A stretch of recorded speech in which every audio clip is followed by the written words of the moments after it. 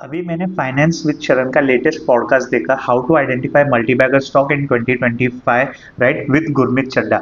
मैंने तो वो पॉडकास्ट देख लिया। द थिंग इज वो पॉडकास्ट था पूरा का पूरा इंग्लिश में, राइट। और अभी ग्रो ने last month 9 lakh demat account खोले।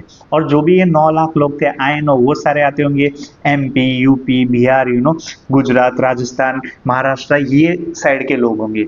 वो कंटेंट इतना पावरफुल था, बट द थिंग इज वो कंटेंट था इंग्लिश में, राइट। तो जस्ट बिकॉज ऑफ लैंग्वेज इतना अच्छा कंटेंट मिस नहीं होना चाहिए, राइट। उन लोगों के हाथ में जो अभी बिगिनर है, राइट, जिनको उस कंटेंट की बहुत ज्यादा जरूरत है, राइट, उस नॉलेज की बहुत ज्यादा जरूरत है, बट बिकॉज ऑफ लैंग्वेज वो मिस कर देंगे। तो मेरा काम क्या है, मैं आया हूँ, मुझे लगा क्यों ना वो 1.5 घंटे का वीडियो मैं आपको आप ही की लैंग्वेज में, एकदम हिंदी में, एकदम आसान भाषा में 10 से 15 मिनट में आपको वो बता दूं कि उस कंटेंट में क्या बोला गया था, राइट।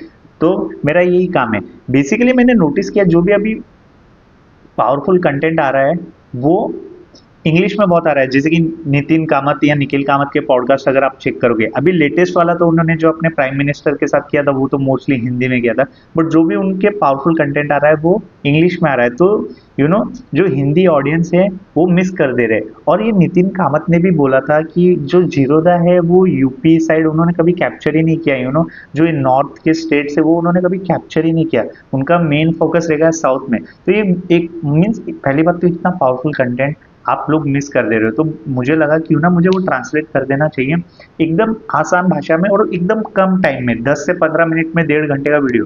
तो राइट, तो I am a company secretary, CS Om Prakash Jat. CS क्या करता है, इन शॉर्ट अगर मैं आपको एकदम आपकी भाषा में समझाऊं, आप ही की लैंग्वेज में, अगर बाय चांस आपने कभी कोई कंपनी में इन्वेस्ट किया होगा, एक दो स्टॉक खरीदा होगा, तो आपको मेल पे उसका ईजीएम का नोटिस या कुछ भी डिविडेंड वगैरह आया होगा। तो अगर वो आपने चेकआउट किया होगा, कभी वो मेल खोल के देखा होगा, तो आप स्क्रॉल डाउन करोगे उस मेल को तो नीचे नाम लिखा रहेगा company secretary and compliance officer. That is me, right. मैंने सीएस किया है। इन शॉर्ट सीएस क्या करता है, इंडियन कंपनीज एक्ट 2013 का वो एक्सपर्ट है। इंडियन कंपनीज एक्ट, इंडिया में जितनी भी कंपनीज बनी, जितनी भी, चाहे अनलिस्टेड हो, प्राइवेट हो, पब्लिक हो, जो भी कंपनीज बनी है, ओपीसी सेक्शन है, जो भी कंपनीज है, उसको मैंडेटरीली रजिस्टर होना पड़ता है इंडियन कंपनीज एक्ट में। अब ये इंडियन कंपनीज एक्ट का एक्सपर्ट कौन है, company secretary. For example CA किस चीज का एक्सपर्ट रहता है, इनकम टैक्स एक्ट 1961 या जीएसटी एक्ट का। वैसे ही फॉर एग्जांपल लॉयर किस चीज का एक्सपर्ट रहता है, substantive law, procedural law, in short CPC, CRPC, IPC, इन चीजों का एक्सपर्ट लॉयर रहता है। तो वो इन चीजों का एक्सपर्ट रहता है। डॉक्टर लाइक ह्यूमन बॉडी का, तो वैसे ही कंपनी सेक्रेटरी एक्सपर्ट रहता है इंडियन कंपनीज एक्ट 2013 का। मोस्टली 90% यही उसका ब्रेड एंड बटर रहता है। तो I am a CS, right. मेरा I think I am a perfect guy जो कि आपको एकदम आसान भाषा में आप ही की लैंग्वेज में ये वीडियो समझा दो। तो let's start with the video, right. तो वीडियो का स्टार्टिंग, उस पॉडकास्ट का स्टार्टिंग ही यही होता है कि शरण पूछता है कि 93 to 95% of trader lose money. ये सेबी की रिपोर्ट है, जो कि सच बात है। अगर आपने ये पॉडकास्ट का 10 मिनट भी सुन लिया ना, तो मैं इतना बोलूंगा कि प्रॉफिट का नहीं पता, बट आप स्टॉक मार्केट में लॉस नहीं करोगे। क्यों? क्योंकि आपके पास नॉलेज रहेगा, राइट। इन शॉर्ट, ट्रेडिंग में पैसा कमाना नेक्स्ट टू इम्पॉसिबल है। इंट्राडे एफएनओ में रिटेलर को प्रॉफिटेबल बनना नेक्स्ट टू इम्पॉसिबल है। मैं इम्पॉसिबल ही बोल दूंगा, बट आप लोग बोलोगे कुछ 93 to 95%, मतलब 5% लोग पैसा बना रहे हैं, 2% लोग पैसा बना रहे हैं। वो 2% भी ऐसा नहीं है कि वो बिलियन डॉलर्स कमा रहे, कुछ नहीं। वो 2% भी सिर्फ ब्रेक इवन पे, या तो प्रॉफिट भी किया होगा तो उन्होंने 1 से 1.5 लाख पूरे साल में, बस 1 से 1.5 लाख, जो कि 5%, जो 5 से 7% प्रॉफिटेबल है, वो भी बस इतना ही पैसा कमा रहे हैं।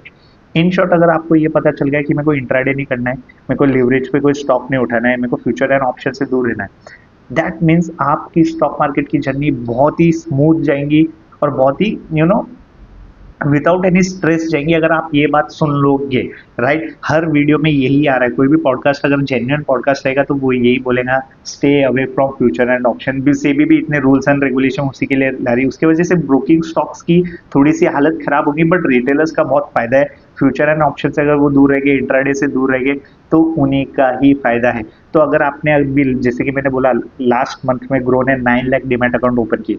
अगर ये सारे डिमैट अकाउंट होल्डर इन्वेस्टिंग की तरफ जाते हैं, ना कि ट्रेडिंग की तरफ, तो ये ऑलमोस्ट 90% चांसेस है कि ये प्रॉफिटेबल ही रहेंगे। क्योंकि इन्वेस्टिंग में लॉस करना बहुत, अगर आप 20 स्टॉक उठा लेते हो तो आप मीन्स अगर आपके पास 1 लाख रुपए और आप वो 20 स्टॉक पर डाल देते हो तो आपका लॉस होना मीन्स लॉस करना वो नेक्स्ट डे इम्पॉसिबल हो जाएगा अगर आप मिड कैप या लार्ज कैप स्टॉक उठाते हो। मिड कैप लार्ज कैप क्या होता है मैं बताऊंगा आपको, यू नो राइट। तो अगर 20 स्टॉक्स भी उठा लेते हो तो लॉस करना बहुत ही, वही अगर आप 1 लाख रुपए अगर ट्रेडिंग में डाल देते हो, आज खरीदा कल बेचा, आज ही खरीदा, वही अगर आप 1 लाख रुपए फ्यूचर ऑप्शन में डाल देते हो या ट्रेडिंग करते हो तो वो 1 लाख 90% चांसेस है वो 1 लाख रुपए आप उड़ा दोगे।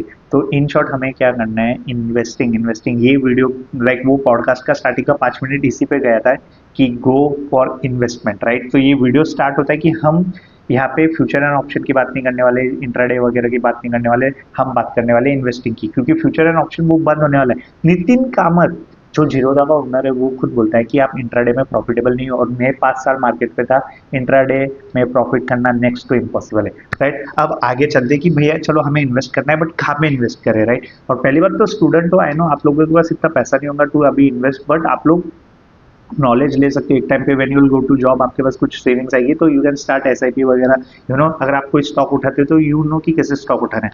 तो नेक्स्ट थिंग करण पूछता है कि सबसे ज्यादा पैसा तो फिर अल्कोहल वाली कंपनीज में बनना चाहिए, लाइक जो आईटीसी सिगरेट्स बनाती है, तो वो स्टॉक मल्टीबैगर क्यों नहीं बनते। क्यों ना मैं ऐसा करूँ कि सबको लत लगी हुई, क्यों ना मैं अल्कोहल के स्टॉक खरीद लूँ, आईटीसी वगैरह खरीद लूँ, जो सिगरेट वगैरह, तो उसमें वो मल्टीबैगर क्यों नहीं बनता है, वो 10x 15-20x रिटर्न क्यों नहीं बना के देता है 1-2 साल में, वो ऐसा क्यों नहीं होता है। तो जो गुरमीत चड्डा रहते हैं वो आंसर करते हैं क्योंकि ये जो स्टॉक रहते हैं ये हैवीली रेगुलेटेड रहते हैं, गवर्नमेंट इन पे है the price is control by government, heavily tax रहते हैं, कोई भी बिकॉज पॉलिटिकल इन्फ्लुएंस बहुत ज्यादा रहता है, कोई भी गवर्नमेंट बैन कर देती है कभी ना कभी, गवर्नमेंट का इंटरफेरेंस ये सेक्टर में बहुत ज्यादा रहता है, इसीलिए मार्केट इन स्टॉक्स को उतना ज्यादा वैल्यूएशन नहीं देता है। तो ये कारण है कि आप देखोगे कि अल्कोहल के जो स्टॉक रहते हैं या आईटीसी वगैरह, रेडिको खेतन, इनको इतना ज्यादा प्रीमियम या वैल्यूएशन इतना अच्छा क्यों नहीं मिलता, बिकॉज ऑफ गवर्नमेंट इंटरफेरेंस के वजह से हेवी टैक्सेस रहते हैं, गवर्नमेंट का इंटरफेरेंस रहता है, इसीलिए आप देखोगे कि उतना ज्यादा ये मल्टी बैगर या वैल्यू क्रिएट करके नहीं देते, करके देते बट उतना ज्यादा नहीं, बिकॉज ऑफ गवर्नमेंट। अगर गवर्नमेंट इतने टैक्सेस ना लगाए तो ये स्टॉक्स तो आई थिंक 100x पैसा करके देंगे कोई भी इन्वेस्टर को। बट इसी की वजह से आप देखोगे एंजल वन के स्टॉक हो गए, जो कि भी ब्रोकर्स के स्टॉक है, इनको भी इतना ज्यादा वैल्यूएशन क्यों नहीं मिलता, आप स्टॉक्स पाए पैसा,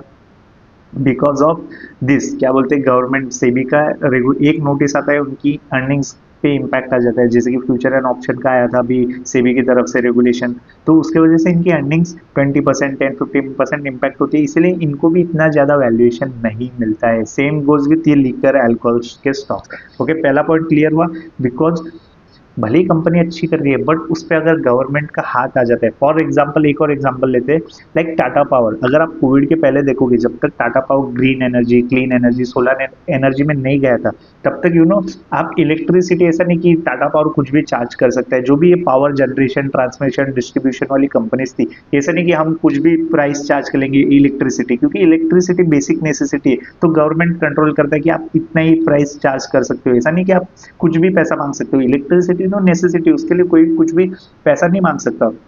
इसीलिए आप देखोगे भले इतना पावरफुल बिजनेस है, इलेक्ट्रिसिटी कंजम्पशन कहीं नहीं जाने वाला, genre genre electricity generation, transmission, distribution, ये बहुत ही पावरफुल फंडामेंटली स्ट्रॉन्ग बिजनेस है, जस्ट बिकॉज गवर्नमेंट का कंट्रोल आ जाता है, इसके वजह से ये स्टॉक इतना अच्छा परफॉर्म नहीं कर सकते।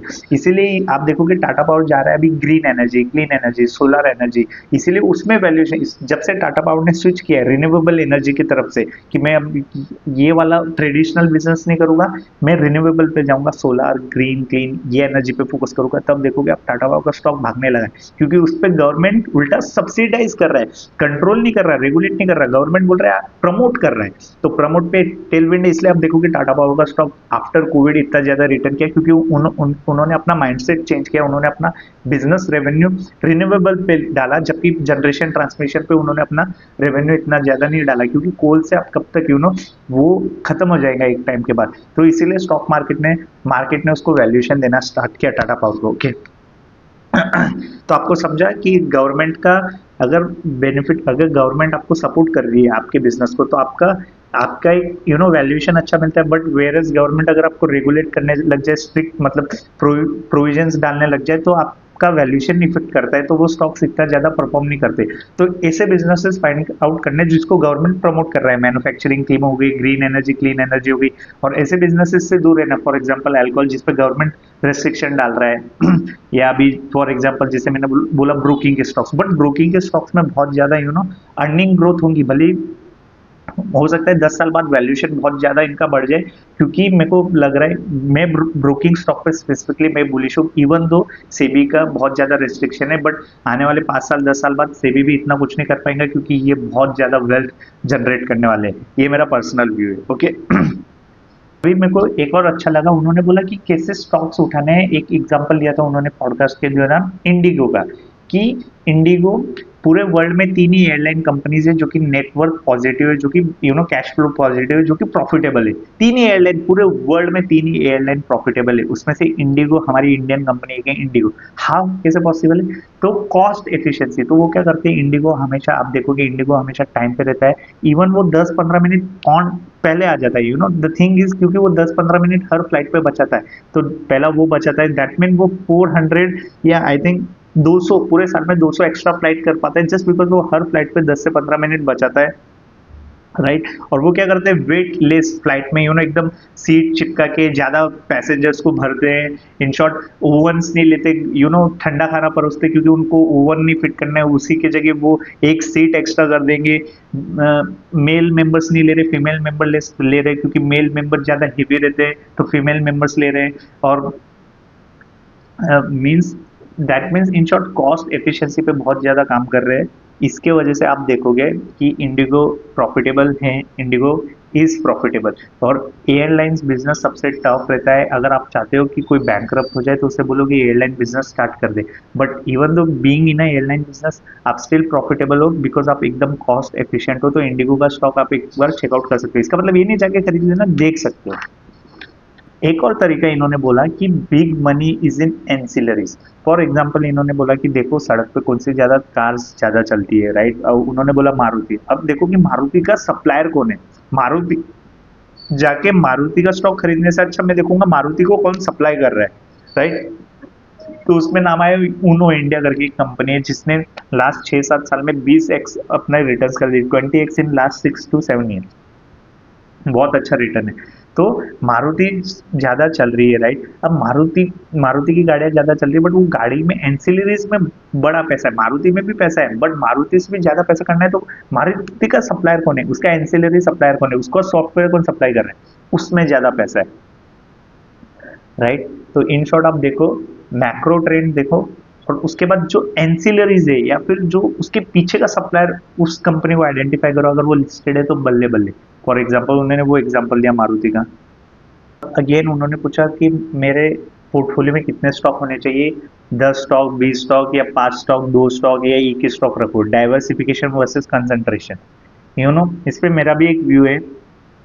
उन्होंने बोला 20 स्टॉक से ज्यादा मत रखो, उनका ये बोलना था। बट अगर आपको वेल्थ बिल्ड करनी है और अगर आप रिस्क लेस, तो 20 स्टॉक भी ना है। अगर आप 10 से 15 स्टॉक रख रहे हो तो दैट मीन्स आप बहुत ही वेलवर्स हो और आप बच जाओगे कोई भी रिस्क से, और आप एक नॉर्मल रिटर्न मार्केट से एक्सपेक्ट कर सकते हो 10 से 15 स्टॉक अगर आप आपके पोर्टफोलियो में रखते हो। बट बड़ी वेल्थ नहीं बनेगी, बड़ी वेल्थ, अंधा पैसा नहीं बनेगा। क्यों नहीं बनेगा? क्योंकि आपने फॉर एग्जाम्पल 1 लाख रुपए आपको इन्वेस्ट करने, और आपने 1,000 रुपए का कोई 1 लाख रुपए अगर आपने 100 स्टॉक्स पे डाल दिया, मीन्स एक स्टॉक में आपने 1,000 रुपए डाले। अब एक स्टॉक अगर डबल भी हो गया तो भी क्या 1,000 रुपए कमाए। वही आप अगर आप 1 लाख एक ही स्टॉक में या 2 स्टॉक्स पे डाल देते हो 50,000, वो अगर डबल हो जाता है तो 50,000 रुपए, बट उसमें रिस्क है। बट यही साइकोलॉजी है डाइवर्सिफिकेशन वर्सेस कंसंट्रेशन में।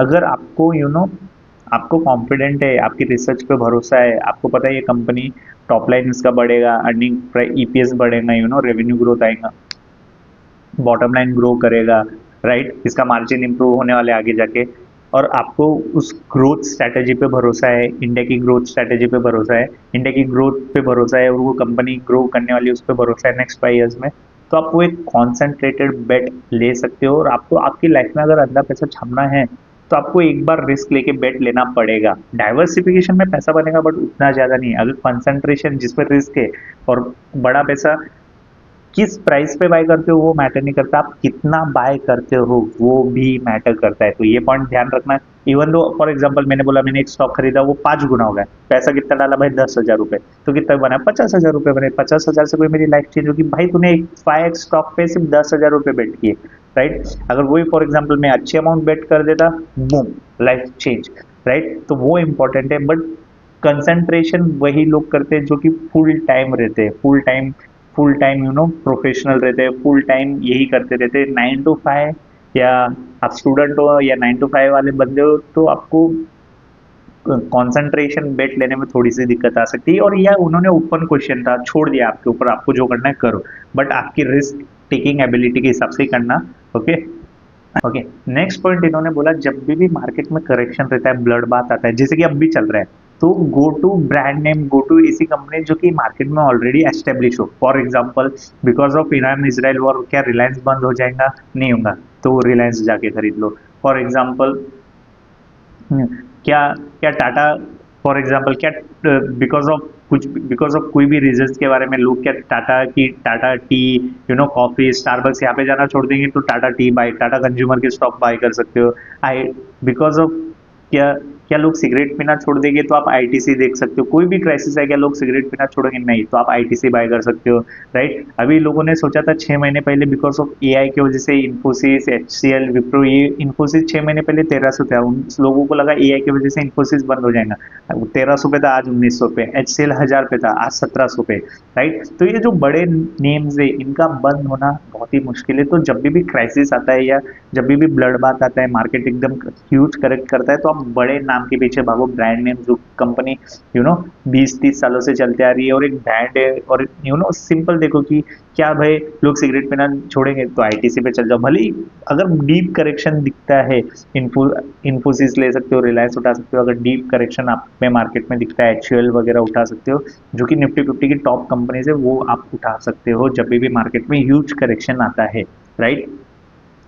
लास्ट पॉइंट जो कि मेरे को बहुत अच्छा लगा, जो कि था कैपिटल मार्केट वाले स्टॉक, ब्रोकिंग के। जैसे मैंने पहले बोला था कि ब्रोकिंग के इवन मे बी बुलिश हूँ, ब्रोकिंग के एंजल वन, कैम्स, सीडीएसएल, इन स्टॉक्स पे मे बी बुलिश हो। अगर आप अब तक रुके हो तो आपको ये मैं खुद मे बी बुलिश हूँ, तो इस पे आप थोड़ा सा चेकआउट कर सकते हो ये स्टॉक्स पे। अगर आगे जाके मे बी इन स्टॉक्स पे इन्वेस्ट करने वाला हूँ, और अभी भी मेरे पोर्टफोलियो में ये स्टॉक्स है, राइट।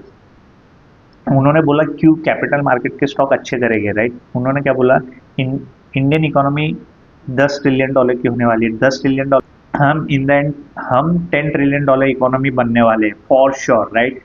अब 10 ट्रिलियन डॉलर इकोनॉमी में इंडिया सेव करता है 20% ऑफ इंडिया सेव करता है, राइट। वेर एज यूएस तो उड़ा देता है, यूएस तो जो कमाता है वो वीकेंड पे उड़ा देता है। क्रेडिट कार्ड डेट कुछ 2 ट्रिलियन डॉलर का क्रेडिट कार्ड डेट है, बट वेर एज इंडिया हम सेविंग करने वाले लोग हैं, राइट, पैसा बचाते हैं। तो 20% ऑफ मनी हम सेव करते, तो 10 ट्रिलियन का 20% कितना होगा? 2 ट्रिलियन डॉलर। अब 2 ट्रिलियन डॉलर का फॉर एग्जाम्पल जितना भी हमने सेव किया, समझो उसका 10% भी, 2 ट्रिलियन डॉलर का 10% भी हमने जो पैसा सेव किया वो अगर हम मार्केट में डालते, दैट इज 200 बिलियन डॉलर। इतना पैसा साल भर में 200 बिलियन डॉलर। अब मीन्स मीन्स जो बुल मार्केट आने वाला है, मदर ऑफ बुल मार्केट आने वाला है, कैपिटल मार्केट स्टॉक्स में आप भयान हो जाओगे, राइट। तो 200 बिलियन डॉलर हर साल पैसा आएगा। भैया अभी कितना आ रहा है करंट में? अभी से 20 से 25 बिलियन डॉलर हर साल पैसा आता है। 2 बिलियन डॉलर हर साल पैसा हम डाल रहे हैं अभी मंथली, तो आप साल का पकड़ोगे तो 24 से 25 बिलियन डॉलर नेट हम पैसा एडिशन करते हैं। ये कितना हो जाएगा? ये 24-25 बिलियन डॉलर हो जाएगा, 200-250 बिलियन डॉलर हो जाएगा हर साल का। अब 250 बिलियन डॉलर जब पैसा आएगा तो ये स्टॉक हो गए, ब्रोकिंग का स्टॉक हो गए, एएमसी स्टॉक हो गए, डिपॉजिटरीज के स्टॉक हो गए, राइट, आरटीए हो गए, ये फोड़ने वाले। AMC asset management company, wealth management company, broking का जैसे कि मैंने बोला एंजल वन हो गया। एंजल वन तो अभी हर जगह जाने वाला है, लोन से लेके वो ब्रोकिंग छोड़ के ब्रोकिंग के साथ साथ अलग अलग चीजें भी करेंगे। कैम्स हो गया, सीडीएसएल हो गया, ये गोल्ड माइन स्टॉक्स है, राइट। इन चीजों पे आप ध्यान देने वाले हो। आगे मोतीलाल ओसवाल देख सकते हो, मोतीलाल ओसवाल का शेयर देख सकते हो, because of Ramdev Agarwal and because of Motilal sir ये स्टॉक भागा है और आप चेकआउट कर सकते हो। तो ये स्टॉक इवन मे बी, इस पे यकीन करता हूँ, मे बी इन स्टॉक्स में अच्छा खासा इन्वेस्ट करने वाला हूँ और कुछ स्टॉक अभी भी है, SIP kind of systematic investment करने वाला हूँ इन स्टॉक्स में। ओके, तो क्यों करने वाला हूँ? बिकॉज मैंने बोला $10 ट्रिलियन होने वाली, उसमें से 20% हम सेव करते हैं, दैट इज $2 ट्रिलियन। $2 ट्रिलियन का अगर 10% में हम इंडियन मार्केट में डालते हैं, $200 बिलियन हो जाएगा, राइट? अब भी कितना आता है? $20 से $25 बिलियन। अगर वो $200 बिलियन आएगा, Indian market are not ready for $200 billion. हजार बहुत सारी कंपनीज लिस्ट करेंगे तब जाके इतना पैसा संभाल पाएंगा market, otherwise boom, right, to the moon. अगर आपने इतना 20 मिनट्स का वीडियो देखा होगा तो लास्ट में, बिकॉज मैंने कुछ स्टॉक्स भी बोले, आप चेकआउट कर सकते हो। Okay bye. तो आई होप ये आपको अच्छा लगा होगा। थोड़ा सा 2-3 मिनट ऊपर ले लिए होंगे मैंने, but you know, but just because of language, आप पावरफुल कंटेंट आपको मिस नहीं करना चाहिए, तो आप क्या कर सकते हो, थोड़ा इंग्लिश पे फोकस करो। वीडियोस नहीं समझ में आ रहा तो चेकआउट करो, सबटाइटल लगा के देखो, but just because of language आप पावरफुल कंटेंट कभी भी मिस मत करो। और मिस भी कर दिया होगा तो मैंने आपको 15 से 20 मिनट में 1.5 घंटे का वीडियो आपको समझा दिया। इससे बेस्ट वो वीडियो में जितना नहीं था उल्टा मैंने ज्यादा आपको दिखा दिया है, राइट, बता दिया है। Okay bye.